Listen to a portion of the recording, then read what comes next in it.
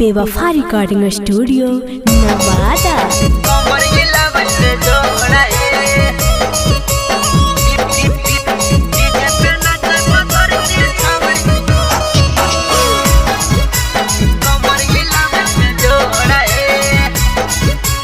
Mix by Chhotelal बाबू।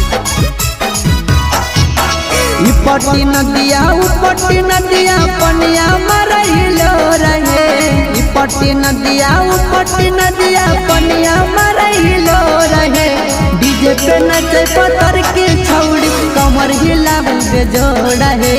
DJ पे नचे सवार की छौड़ी लगो है बड़ी बेजोड़ा है।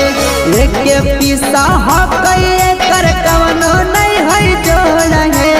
एक पीसा हकई कर कवनो नहीं है जोड़ा है। डीजे पे नचे पत्थर की छौड़ी लगो है बड़ी बेजोड़ा है। डीजे पे नचे है गोर की छौड़ी कमर हिलावे बेजोड़ा है।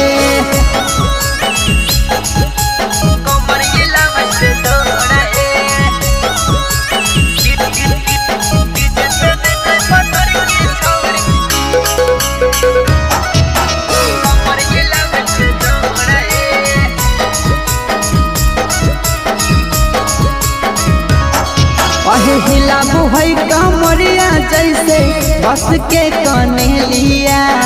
देखिए के लाग जाए दिलवा में गलिया। हिलाबू है कमरिया जैसे बस के कने लिया। देखिए के लाग जाए दिलवा में गलिया। कार करी अखिया हो गई कर सुगा जैसन ठोर है। कार करी अखिया हो गई कर सुगा जैसन ठोर है। डीजे पे नचे पत्थर की छौड़ी लगा है बड़ी बेजोड़ा है। कमर पकड़ के नचे सवर की लगा है बड़ी बेजोड़ा है।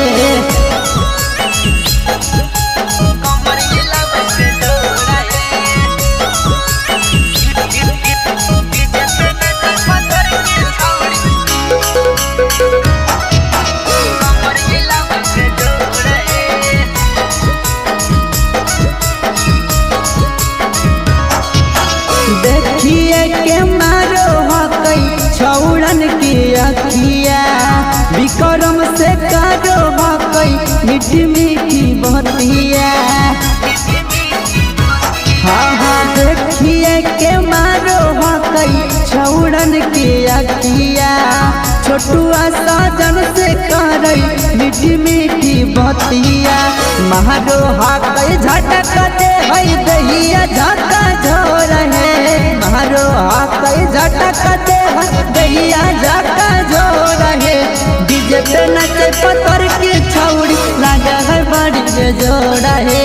डीजे पे नचे सवर की छौड़ी कमर हिलावे बेजोड़ा है।